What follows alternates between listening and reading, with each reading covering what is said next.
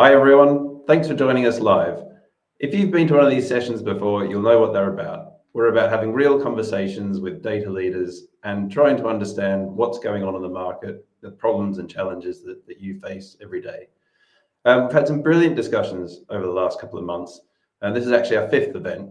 And in our last event, we discussed the technology stack, the costs of the entire stack was the aim.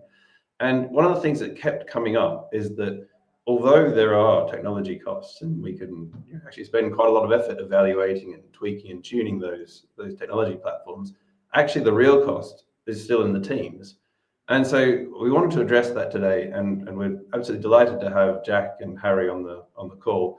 Jack's building up a team at Incident.io, a really fast-growing tech company, and Harry's hiring into the market and building into fast-growing teams every day.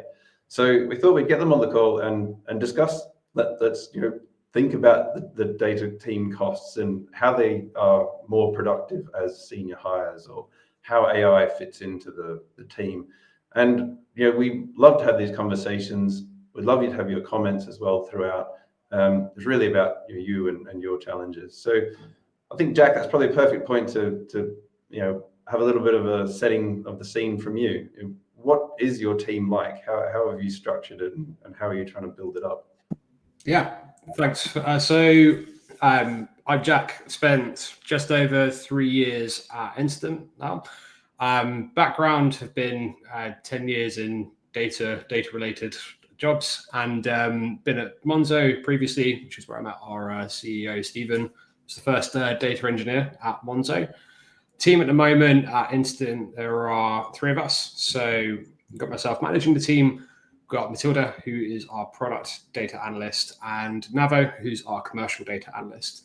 And everyone at the moment is kind of half analyst, half analytics engineer. So we've kind of got a bit of a split in the team. And the company's growing quite a bit at the moment. We raised our Series B at the start of the year. And as a result, data team is going from 3 to 6.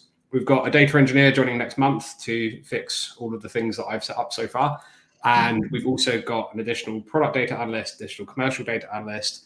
And I guess topic behind this conversation was the 3 of us had a chat before around, skewing more senior for earlier hires, just like how we're structuring the team, like when we're kind of building out data engineering versus analytics engineering. And just looking forward to chatting through some of it.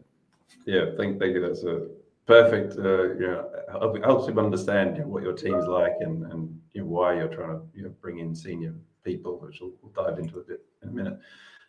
So Harry, from your side, why don't you tell us a little bit about how you go about building up a team, or what the sort of market looks like at the moment? You're facing the same challenges as Jack trying to build up a team, but across lots of different teams. Yeah, no, exactly. So yeah, Harry Gollop, one of the founders of Cognify, and we help build modern data teams anywhere across the stack. So from everything from your foundational platform data engineering all the way through to data science, ML, and of course AI, which everyone's trying to chase now. But I think the market in general is really picking up this year. There was definitely a bit of a downturn over the last 2 years with everything that's happening in the macroeconomic sort of situation. But I think that's led to definitely a bigger emphasis on value creation, and I suppose what we're going to talk about today are ROI on data and particularly hires. And for us at Cognify, we've been busiest in that senior principal staff level market, which we'll get into, I'm sure, as well. But yeah, I suppose engineers, analysts, and scientists who are really going to hopefully neglect some of the costs that can be incurred with more junior teams is been the trend. And I suppose a decrease in manager roles, we're replacing them with more technical sort of ICs and tech leads has been another sort of observation I've definitely seen in the market as well. So yeah, really excited to jump into the conversation. I know we had a bit of a chat after the last AE meetup, which I think inspired this. So excited to share all with the audience. Yeah, exactly. Thanks, Harry. I suppose the only intro that's left to do is actually my intro. What does Matatika do, and how do we fit? On a day-to-day basis, we are all about productivity of engineers. We're building tools that data engineers use. Our tool is in the ETL space, and we're moving data. We're helping teams process data, and I've developed a point of view of of course on what our product offers, but also what teams need. So for us, it's really exciting to talk about what challenges teams face. There's no point in having an amazing technology platform if it requires tons of maintenance or that actually burns up lots of engineers' time. And that could be about the right fit for the team, or that could be about the right technology. So dive into the kind of first question that we discussed and thought might be a way to eke out the why you hire senior or how you build that team. What is the question is, what is the biggest productivity killer? So I think, Jack, if we start with to your point of view, you're a small team now. You're going to be onboarding some more senior people, and you mentioned some of the technology debt that you might have built up, trying to go fast till now. Maybe start from there and how you see the productivity of the team, growing as you get the new people, and how you think you deal with that.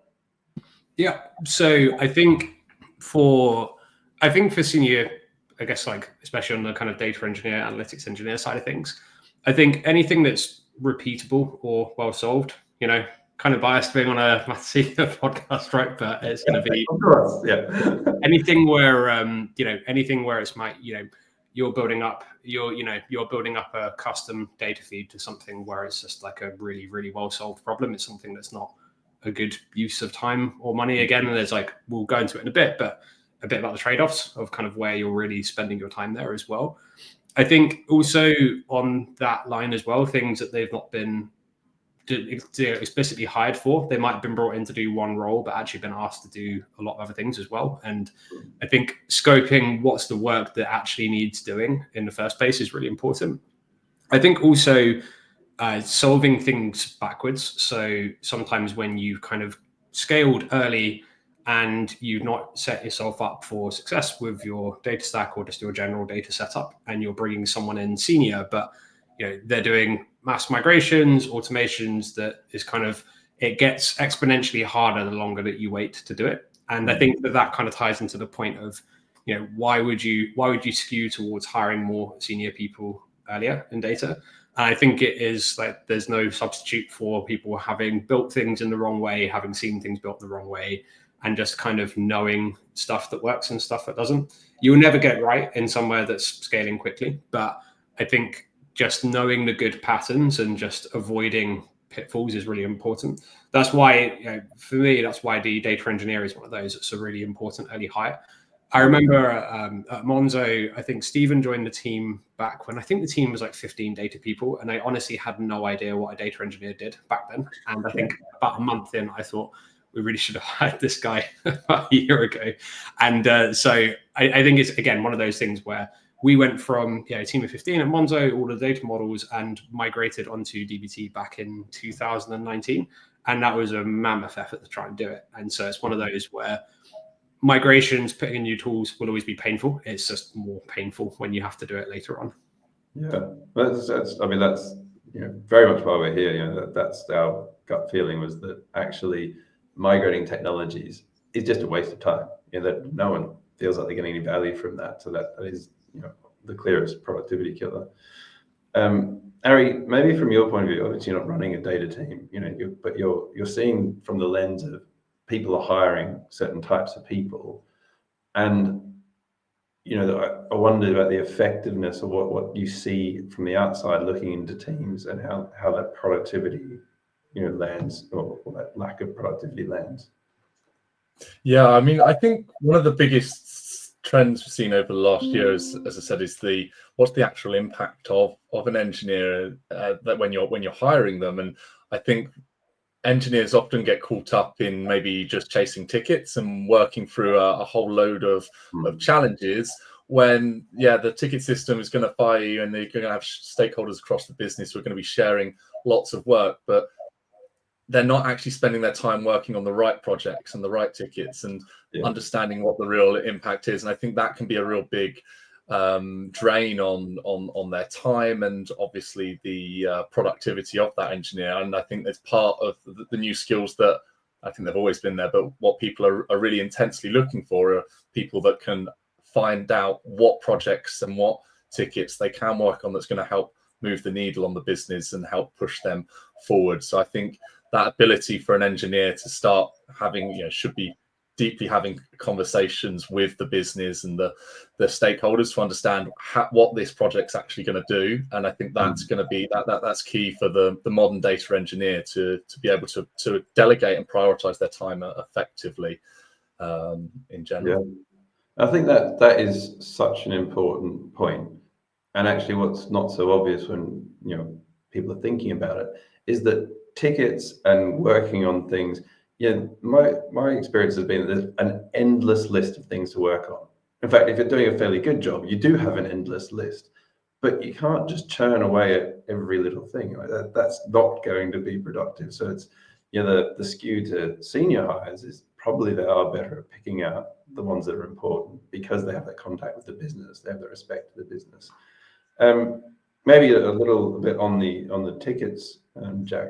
How do you deal with that big backlog of work? Because you're sat right in that position of handing out the work. Of course, you're managing the business requirement to the team. Yeah, I think the really important thing is just to differentiate the types of work and what stuff's adding value and what stuff is kind of keeping you afloat. I think the way that we kind of do it with planning and data is we focus a lot of our weekly planning now on what projects have been pushed forward in the week. And it's a small change, but I think if you're ever in a week where you've just been doing reactive work and just firefighting, then it's a bit of a signal that, something has to change, either that you need more people, either that you are doing basically something keeps breaking that you're having to spend X amount of time fixing. And so at Instant, we're big users of our own tool, and so you can actually see the hours that you spend on it as well. And that for us, that's a really good way of going. We know that we know that this is the point where we either need to redo a process, we need to change tooling that we're using. Also, I think that it's really important, and this will be important as we scale, is making sure that you have someone like an on-call engineer, essentially, right? That you have someone who each week is dedicated to handling a lot of like the reactive inbound workload. So you should minimize the number of people that are being disrupted. So I think, again, it's like making sure that every week you're focusing on pushing bigger things forward and almost just getting to the point of like, what's the one big thing that you did this week? Just I think, as you say, if you're working on tickets, it can feel like an endless wall of things. And I think it's kind of not all things are equal in terms of impact. Yeah, as far as your product is concerned, that's just a fascinating value proposition to be able to see, okay, where is the time going and where are we wasting time? And that as part of the decision to do something about the underlying technology or the underlying team structure or how you go about it. Yeah, that's really, really interesting. Thinking about that ROI a little bit more in detail, Harry, I'd like to get your opinion on how aware people are that are being placed in roles of how they will offer value to the company. So how they will give the return to the company, the team that they're joining. Is that a senior trait as well? Yeah, so I think the real difference, between seniors and even more so with staff and principals, in particularly when you look at their CVs or how they communicate, is all focused in on what levers they've actually pulled on the business and what their actual business impact being. And when I say business impact, sometimes that can be cost saving. That is great, but that is only a small part of, I think, a data engineer's role. In fact, are you reducing the time to insight? How many other downstream stakeholders, whether that's analysts, scientists, analytics engineers, how many do they have to come to you when they want to grab new data from a source, or is there a system in place to do that? And have you decreased that time or made their lives easier?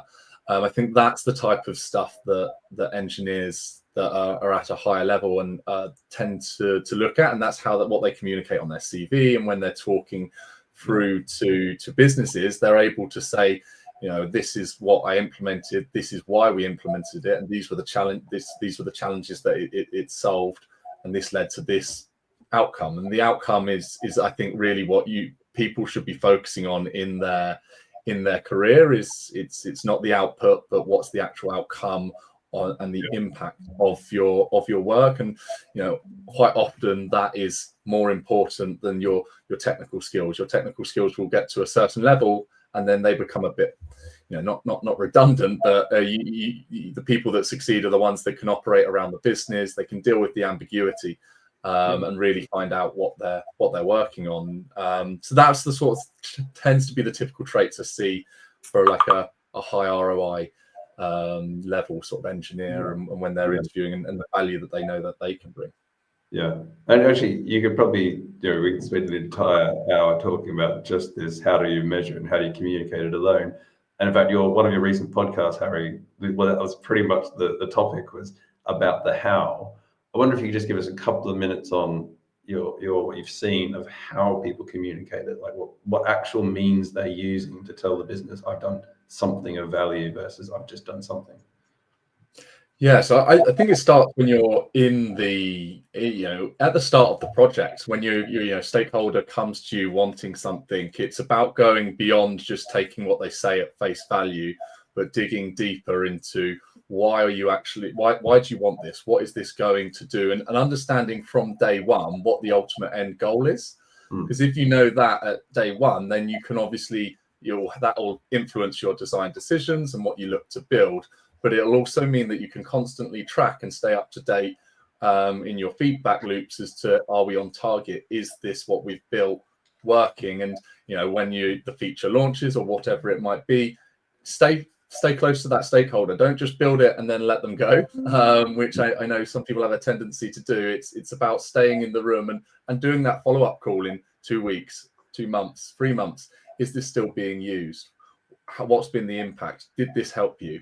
And getting the stakeholder to tell you, yes, this has been instrumental, etc. And then they're going to feed you, what you can then talk about in an interview per se, and that's how you can track your own value. Or it might not be an interview; it might be that you're speaking to your manager and you're wanting on a review session, and you want to articulate that. These are all stuff that you should write down, in a notebook or on a Word document and track over time. So then when the question is asked, you've got it all documented. I think it's hard to rack your brains over every single thing that you've worked on. So that's, I suppose, the key advice is being close to the stakeholder and building that relationship and that trust, knowing when to push back and really how to ask the right questions is key. Yeah, that's great advice. A really clever link to, okay, it's not just about communicating to the business, but for your own satisfaction as well, and your own your performance review. I know there's a couple of times I've heard that people keep like a folder of like things that they celebrate, things that they achieved, and actually being able to look back on them, it can feel quite good, as well as it can actually be something you can pull out and communicate. And I see, sort of nodding along with that, the points that Harry was saying, Jack. How do you go about it in your team and in your own, efforts to the business? How do you calculate and measure it and then communicate it? Yeah, as a data person, you always want to have some form of formula that you can put against it. But we should be good, shouldn't we? I know. If there's only that's a formula for it or any tool for it, let me know.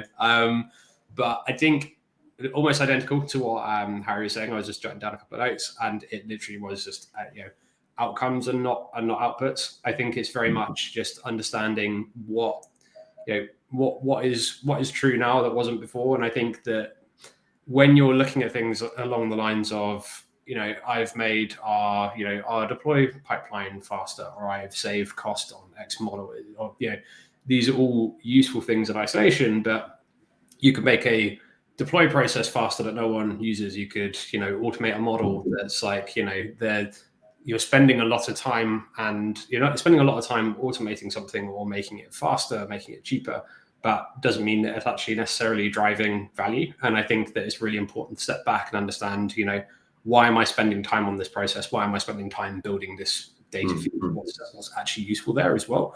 I also think something that's really, really important as well, especially on the kind of data engineer side of things, is that you can get really, really good ICs who are really good at doing, their own technical work. I think where data people generally and data engineers do excel is when they can almost like a multiplier effect on the people around them. So if they can make it a lot easier for software engineers to interact with the data stack, whether it's shipping events, whether they're getting hands-on building DBT models, I think that if you are able to make everyone who touches a data stack, 30% better at their job, then that's a huge amount of value, because it's not just how good you are individually, it's how much better you're making everyone else at their job. I think that's true of a lot of data roles, right? And then I think there's also, it's exactly what Harry was saying about the stakeholder management side of it as well. I think there's a big qualitative effect of, you should be able to talk to any stakeholder and, how upset would they be if you pulled this person away? And it's really good, it's a really good indicator of, this is someone who is solid at delivering on the things I ask them to do versus someone that helps me think about my biggest problems, the best way to solve them. And, they're someone that I can chuck anything ambiguous at and know that I'll get it back 10 times better. And so all very unhelpful qualitative answers, but those are the types of things that we look for internally in data, not just in engineering, it's just across the whole team. Myself as well, it's what have I done that's actually useful? It's just it's a useful thing to keep asking yourself, I think. Yeah, exactly. So then, maybe dropping anchor on the senior hires. That's obviously, you're trying to bring in some senior people. Why is it the right time now for senior people for your team? Yeah, I think so. There's kind of the technical aspect of it. So I think from what I was talking about earlier, I think they are able to ramp up quickly. They know what patterns work, what patterns don't work. And so from that perspective, Matilda and Navo, I could bring them in, point them at an area and kind of just, leave them to it on the delivery side of things. You're not having to figure out what, common pitfalls of how you build out a data pipeline or building out lots of siloed models. Like they've both been on the wrong side of that before. And so they're very much trying to avoid that now. And then I think the main thing really is the kind of what Harry was alluding to, but I think it's just their default of getting to a seniority where the differentiator is how you interact with your stakeholders. And so, the data teams kind of live and die by how they plug into the rest of the business. I think you can have a team of technically very competent people doing, building out, something that's really useful and reliable data pipeline. But if you're not constantly looking at how you can solve the biggest problems across the business, it can be precarious, right? Because you've seen over the last few years how teams across, the whole of tech have grown, have shrunk. And I think that it's really, really important to always stay close to whatever the biggest problems the business is facing are, rather than just, my job is to make sure the data pipeline runs. I think that, from that perspective, I've personally found that senior hires are better at skewing towards that, or I guess, having again been on the good side and bad side of that. Yeah. And I guess, Harry, you obviously hire in different levels. Like you said, you are addressing that kind of senior level. When's the right time? Perhaps the way to answer the question, when's the right time for senior hires, is by when's the right time for more junior, or what's the kind of if you can summarize the different kind of team structures that might suit different kinds of businesses. That's a bit of a big question, but let's have I mean, it's a question we get asked a lot, because we work with many organizations that are setting up their data teams from scratch. They don't have anyone internally yet, and they want someone to come in and do that. And I would always guide someone towards making a senior, probably even a lead level hire to be their first hire, because seniors, leads, people when you've had much more experience, as Jack was mentioning, you've lived through them experiences, you've been there, you've got it, you've felt the pain, and you've got them war stories to learn from, so you can help navigate them ahead of time. And I think the more senior you get, the more proactive you are, and less sort of reactive. And that proactivity and building in them, them rails and overcoming them challenges before they even become one can save a company, thousands, hundreds of thousands of pounds in the long run. So data teams are an expensive cost, but they're an investment, and you have to build the right foundations is key to success. There was the data science boom in 2016, and I just heard a story even today where their first data hire was a data scientist, and you're not going to get any value from that data science. No data yet. There's no science. And it's still something that people fall into. And but like many teams made the mistake. Look, Jack said, they were all analysts at Monzo before they got an engineer in. So it's a typical mistake that the companies make. And I think one seat, like very senior engineer, someone at 120k, is far more effective than two people at 60k who can tend to create, maybe more, be busy, but just busy doing work, and can sometimes lead to a much more greater technical depth further down the line, which you then have to spend many engineering hours and more senior people are unpicking, which then shortens that time to value of the data team, makes it become a bigger cost, puts more strain and pressure on the data team as a whole to get more investment, because they're not they're racking up a big bill and are struggling then to point where their value is. And I think the other key thing is you lose trust. Data teams are there to guide and inform decisions and help the business move forward. And without solid foundations and engineering practices, that your data quality is probably going to be poor, and then you're going to be reporting on things and guiding just decisions in the wrong way. And trust is easy to lose and very hard to build up. And the best data teams are the ones that are trusted and can truly influence the business, and that starts at the foundations of your data platform. Yeah, I mean, thank you for almost pointing out exactly why we exist. That's I'd say that absolute key to when we're speaking to prospects and working with our customers. They have data they need to get by a certain time, and they have a quality answer required by their users. And if you get that wrong, it's so easily lost. It's really just everyone going to switch off. It's just no one trusts it anymore. So that just destroys all the hard work.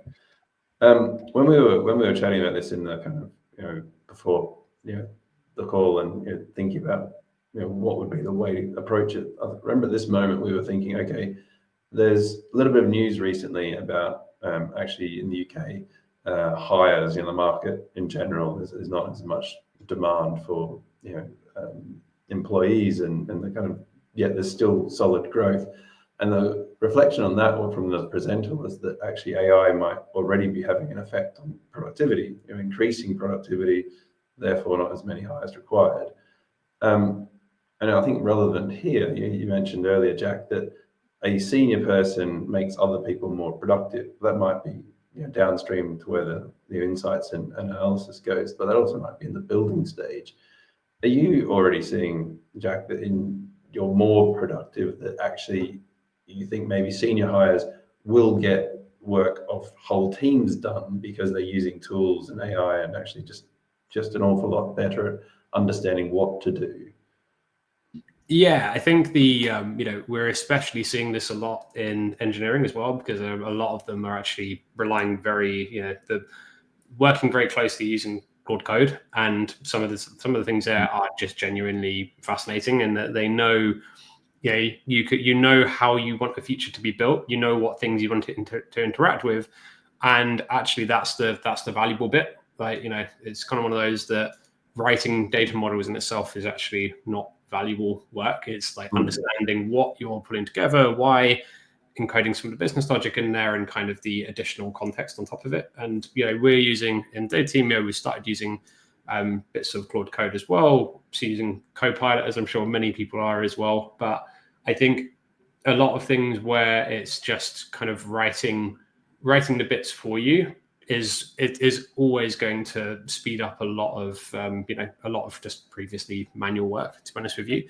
Yeah. And I think also what we're starting to see, and again, kind of plugging our own product to an extent, but I think what we're starting to see as well is the ability to just pass massive amounts of information. So for data people, kind of talked about earlier, fixing data pipelines can be a real bug for a lot of people. And a lot of that can come down to figuring out what it was that was wrong, having to step through lots of different models and just like keep going upstream one thing at a time until you find the thing that's broken. Mm-hmm. And for us, we're able to, use our own product to see similar incidents that have happened before, what the code changes are, what the error message is. And then from that, at least, start to do some of that initial debugging before you even get into the incident. And I was talking recently with Petter from Sync, and it's very similar with their agent they've built in Scout, in that the value add isn't the kind of just the time saved. That is valuable in on itself, but it's kind of the value of not missing a critical alert if you're dealing with a lot of noisy DBT tests. It's the value of if you've got customer facing insights and it's something that people are relying on a near constant basis, what's the cost of your platform being down for another half an hour because you haven't been able to figure out what's broken before you go and fix it? And that's the same for engineering, right? I'm taking the data example here, but I think a lot of these tools are great at doing a lot of those things where it is just like a repeatable process to go searching through a lot of information and come to a fairly logical conclusion. And so, I think for senior people, it's just going to be like having someone that you can basically just rely on for helping you debug and, all of that work for you before you even get there. But I think one of the things we spoke about last time is that it's kind of a double-edged sword, really, for junior people coming into the market, because you've got a lot of these roles now where senior people are going to be a lot more productive.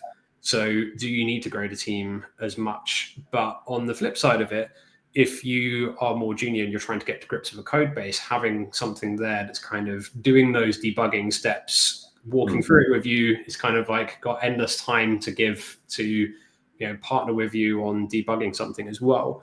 The thing that can be really helpful is it's a really good way of interacting with a code base for the first time rather than having to dig through it yourself. You can kind of just be able to actually query things live. So yeah, it's one of those where like the latter part of that is very much just a projection or just like a guess from my part, I guess. But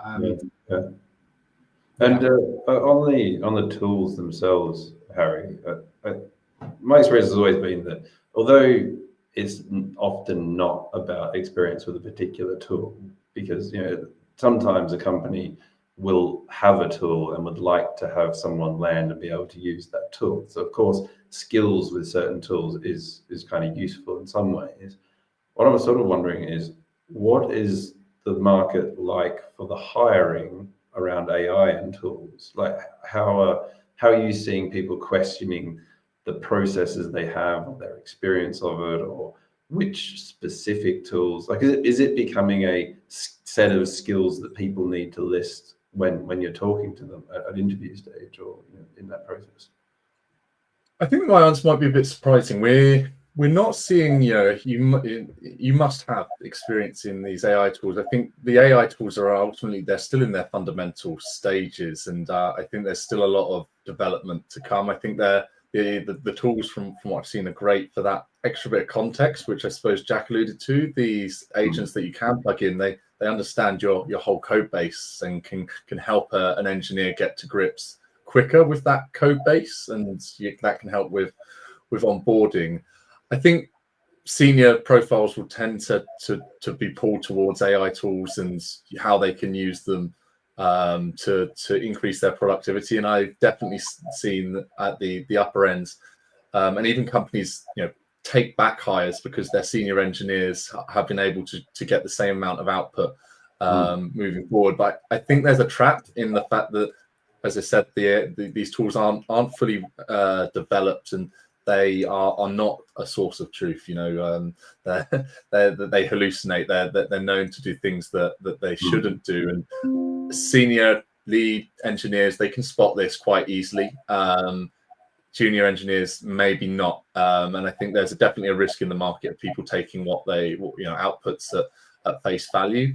So yeah, but overall at the moment, in terms of data engineering and analysts, there's not a real big drive. You must have had experience with X AI tooling.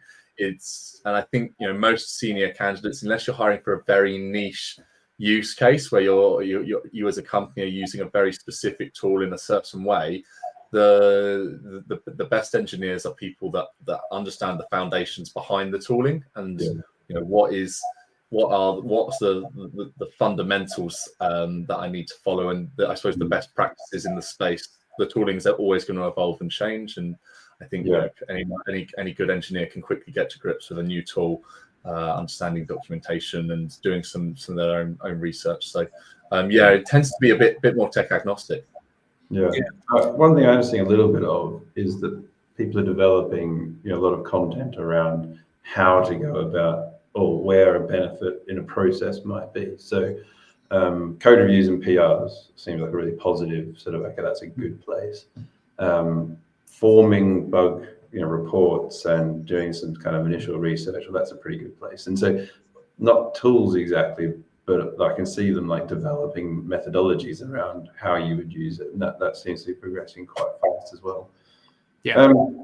Jack, you mentioned some of the manual effort and where time is wasted. Where is it for your team at the moment, and where do you see it perhaps in general? What are the manual parts that is just killing the really difficult and just time wasteful manual parts still in data and in the data stack? Yeah, I think so. I think we're fortunate at the moment in that we've got but I think we've struck a good balance of we've had periods where we've been swamped under a lot of reactive work. I think the things that can be and have been at times killers for us, honestly, is when you do end up with just noisy data pipeline issues. Again, it's just like where you've just got one thing that might be just like breaking occasionally just because it's not a manual setup to begin with, and it's like customer billing is a good example. Like we used to have a decent number of problems where you have a complex contract. It might be the first time we've done something like that, and it will invariably break a pipeline where we've just got very strict checks on it as well. And I think again a lot of this comes back down to understanding the how you eliminate that is firstly understanding when it's a problem in the first place, and that comes again to like tracking the time spent. How often is this test failing? If it's failing 40-50% of the time that it's running, then you either need to delete it or you need to do something different about it. And so it's understanding the point where it's like you're banging your head against the wall. Like how many times are you going to put up with having a headache, right? When do you personally think, okay, enough's enough, it's time for a technology change? Like what are your sort of, okay, we just can't put up with this anymore? Yeah, I think basically this is kind of comes down to how much of a solved problem is it, the one that we're facing? Is it something where you're spending a lot of manual time? Like I'm sure you folks will be very aware of this, but if you've got people building custom data feeds and they're dealing with a breaking API change every 2 weeks, like is that something where they're going to spend is it worth your time and your data engineers' time having to tweak all of those things individually as well?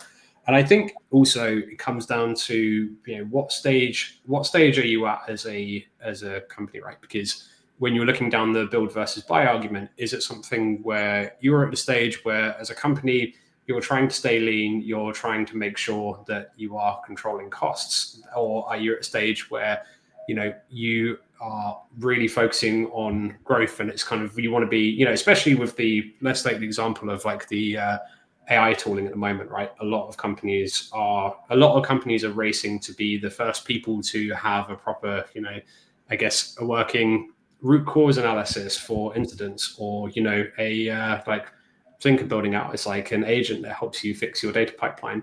And so when you're in a stage where, or you might have close competitors where you are really, really focusing on growth as a company.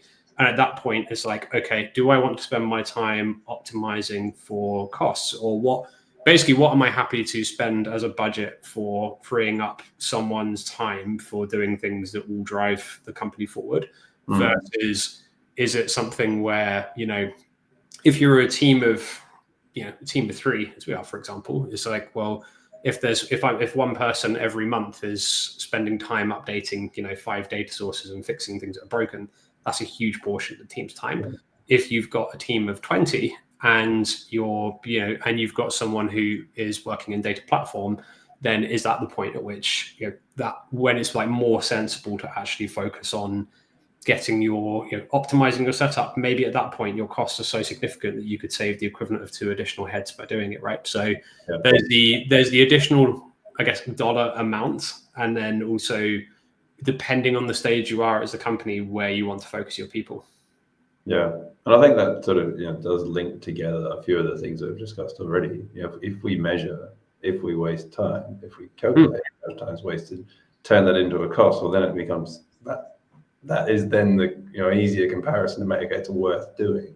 Yeah, Harry, you must you speak to a lot of different teams, so you must see some teams that are tweaking, and some teams which are like wholesale migration, changing a tool. Obviously we often come in and we replace a tool, and then that's sort of part of what we see a lot of.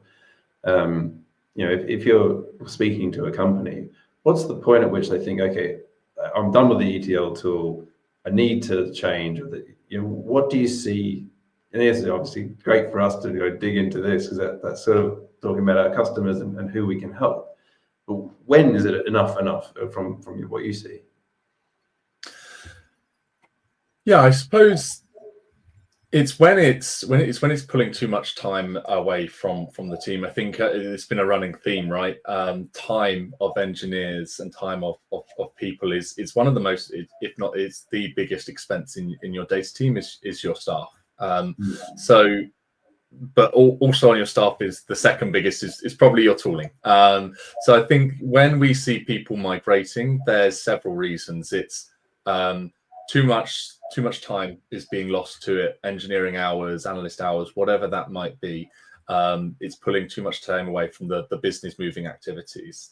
The second is cost of the tool. The tool has just become unsustainably high in price, whether that's because a change in revenue models or pricing models from the actual vendors themselves, which can obviously massively affect how people are paying, but then also it sort of again links into how the tool's been utilized and how it's been built, and how it's been integrated into your systems can have a big impact on what they're doing. So that tends to be the times when a data leader will be saying to us, "Oh, this is our biggest headache. We're looking at other solutions at the moment." Yeah. And yeah, it's when it's causing a headache. Yeah, and that's real, isn't it? Yeah, I think also on that point, it's kind of like, what we're focusing on about, the biggest problems across the business, right? It's like if you kind of treat it as your own internal, your own like internal stakeholder in a way, right? And so it's like, what's the, if it's like migrating, as you say, like a ETL vendor, and you're saying like, the problem here is that we are spending, 200K a year more and, dealing with 5 incidents a month, which is taking 10 hours of time every month. It's like, you can start to trade that off against, okay, well, what would the value be if we ignored this for another 6 months? There's also, again, this is on the kind of senior skew of the art rather than science of when's the right point to rip and replace something, because it might actually be before the point where it becomes the biggest issue from a dollar value. It might be like, I know in 12 months time that this is going to be, 5x. We're going to have to do this at some point. It's a when rather than an if. And I know that it's going to cost me 5 times as much to do it in 12 months. So it's kind of one of those where knowing the point where it's like that trade-off between, shiny new tool and everyone's excited to move over to it versus, it's something that's actually worth investing the time in now. And really, honestly, just understanding what the problem is. The thing that's great in the data space is over the last 10 years, the number of vendors and solutions and different parts of data that just didn't exist before is just incomparable. The amount of, again, if you look even 5 years ago, right? It's like when you look before DBT was widely adopted, it's like people were saying this model has to run before this model. This is what a test is, and I'm having to write all of that. Yeah. And you could almost liken the kind of AI shift to that. It's like it just changes the type of work people do, right? It's like no one would ever, like DBT probably like created a bunch of new types of roles, but also probably, you know, got rid of a bunch of roles around the, you know, the effort to orchestrate something. But I think it's the same as anything else, is that it just shifts to doing something more naturally more valuable, right? Exactly. It's kind of like it's really, really interesting of kind of really understanding when you're looking at onboarding a new tool, whether it's switching vendors or whether it's even just, you know, onboarding an observability into your data stack or a data catalog. It's like, what's the problem that we're actually solving here? And, you know, is there what would be true if we just didn't do this at all? It's very, very it's an easy trap to fall into, to try and want to adopt every new thing that comes out. And if you do, you'll never spend time actually doing work. You'll just spend time migrating from one thing to another. Yeah, exactly. And yeah, that is interesting that it's sort of in some ways easy to look at technology tool choice and think, oh, that was unnecessary or a mistake even. Coming back to the people and the building of the team, what's the cost of getting it wrong? Like actually hiring the wrong person. I remember you mentioned kind of you had an experience, Jack, of hiring a 3-month contractor that essentially they weren't even productive in the 3 months, and then that essentially probably possibly nothing wrong with the person, but just not enough time. Like that ended up being the wrong sort of choice. Like, so what's the, if you get the wrong person in your team, the wrong fit, what's the kind of big downside? I think there's kind of the obvious cost of the time spent finding someone else. I think also it's something that you were talking about a bit earlier, but something that's crucial is trust. And I think not just in the team, but across the company. And I think if you have someone that's the wrong fit for the company, wrong fit for the role, and again, this is exactly what I was saying about scoping something, and a data engineer being brought in to do like analytics, for example. It's like you might bring that person on and go, oh, well, they've not really delivered much. And you would say, well, it's like the data scientist is like hiring a data scientist when there's no data to actually do any science on. And you're going, well, they're not able to do much. It's like, no, you've hired, you're not understanding what's actually needed first, right? Kind of cart the horse.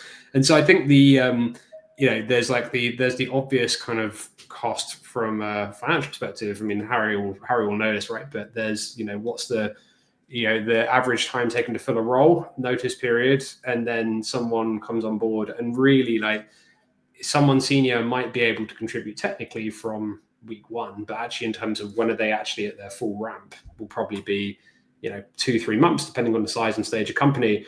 And so you might be looking at 6 months end to end from opening a role, filling it, and then you've kind of, it's like, what's the cost of that person not being in the business for 6 months, right? And so it's the opportunity cost is probably the greatest cost. Yeah, it can be it can be huge, and that's why it's so important to understand what you're looking for and why. And again, I think that's where you have to really understand for the stage of company and what you're trying to achieve. What are you actually looking for? Yeah, maybe a bit of a plug for you, Harry. One of the things that I see, like you run the analytics engineering event in London, and you're constantly talking to data people. You're constantly seeing different types of team. You as a essentially a recruiter that's looking for team members. You've got, in my view, a much higher level of understanding of technology and the space than the kind of average recruiter that just hires based on what a company needs or wants. You're almost advisory. We think you might need this kind of person. How do you do it? Like, how do you talk to them and eke out what they need or what might be the right kind of person for them?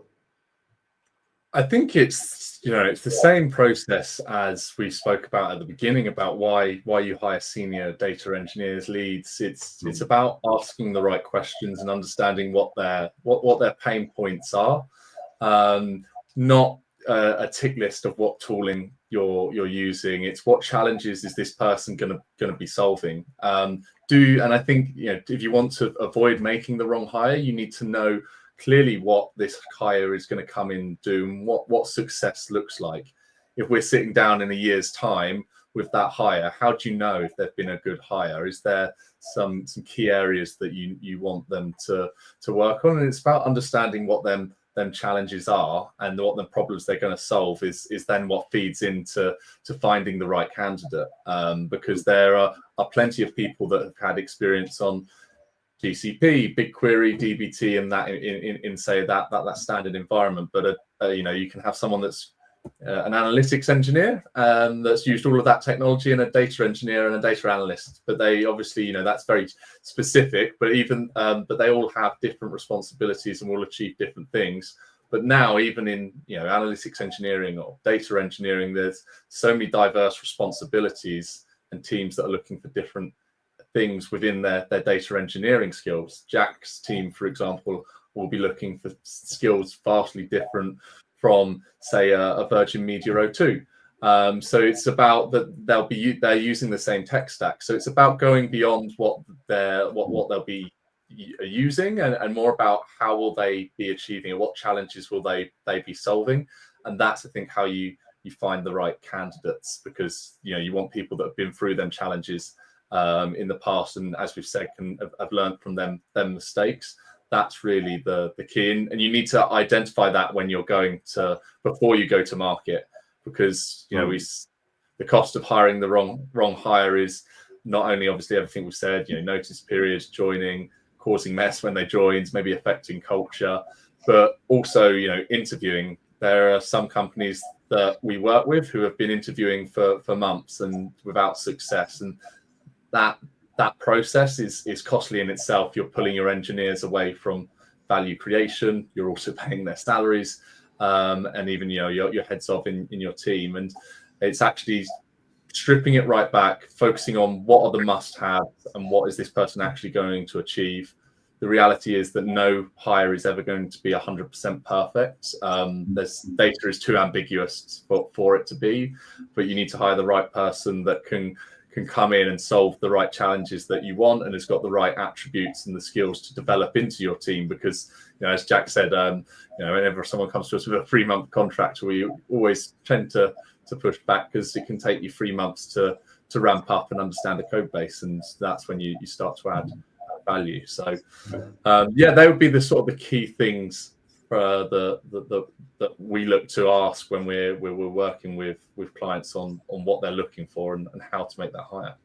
Yeah, and I think a broader point, and probably plugging Harry's business somewhat, but it's similar with recruitment, right? It's like, we're talking about a solved problem, right? More of a meta point. It's like, if you understand what type of data person fits in what team at what stage, the cost of getting that wrong, then, you know, it's like, what's the cost of doing it yourself, and, you know, spending, you know, interviewing twice as many people who are never going to be the right fit for the role, and hiring a person who, you know, 9 times out of 10 is not going to work out in that role for a given reason.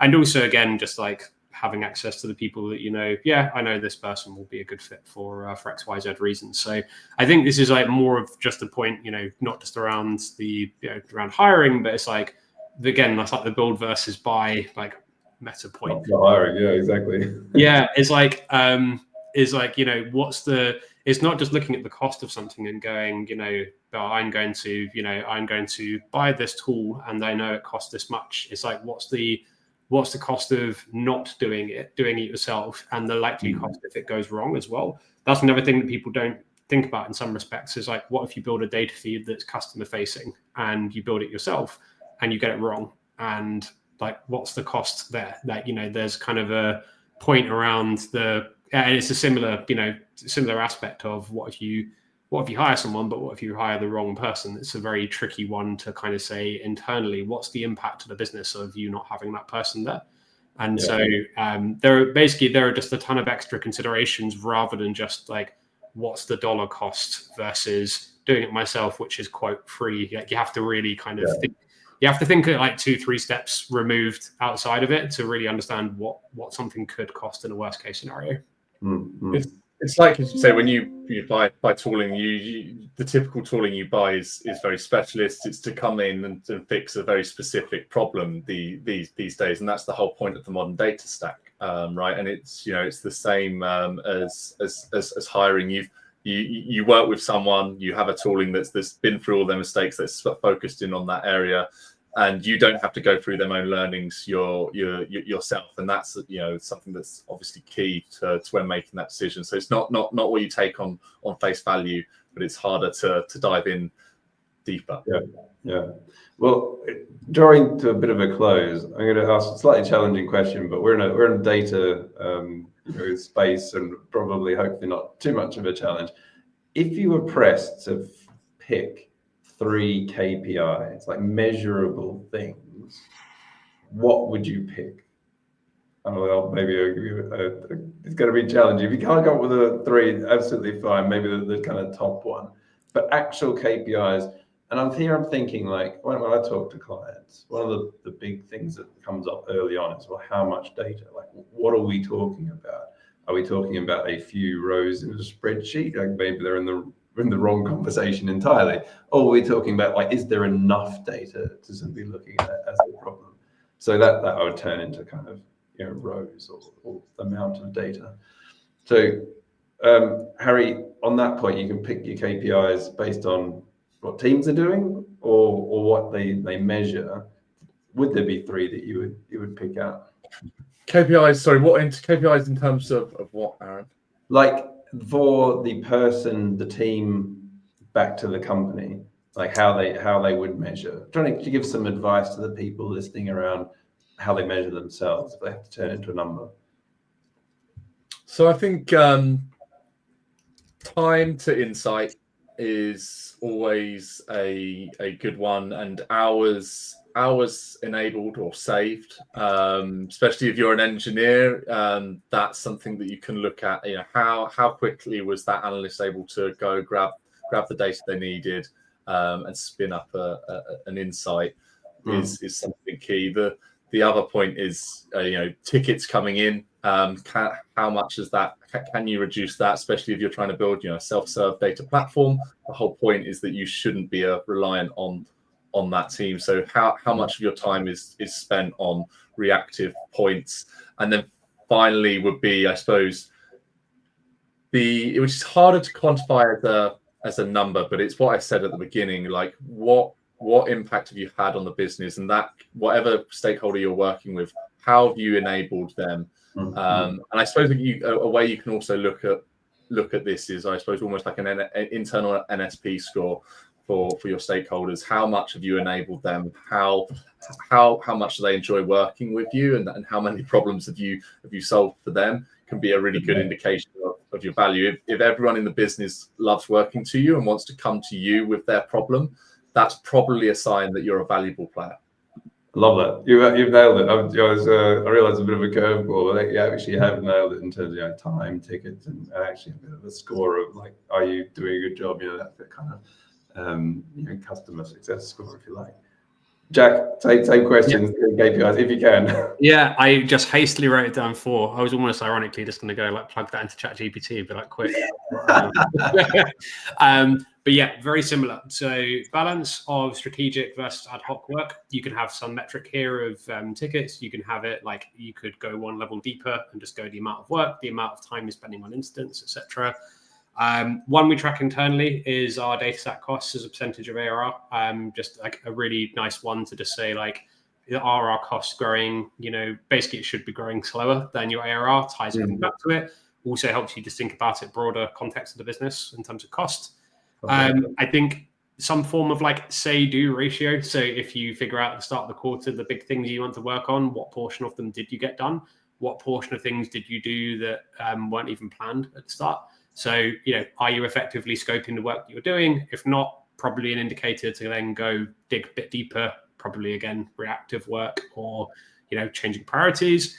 Final one, I'd probably say is like a very fluffy one, but more around like advocacy amongst your stakeholders is like, how many stakeholders have you got that would be visibly upset and angry if you pulled the data person away from them versus someone that's like, yeah, that's a shame, but I'm happy to, swap them out for someone else. It's like one of those that like I would want to be measured on personally as well. And it's like one of those where what's the level of effectiveness with your stakeholders? So hard one to measure, maybe a binary one or something like that. But those were, I'd said four rather than three. So you got one extra for free there. Well, thank you.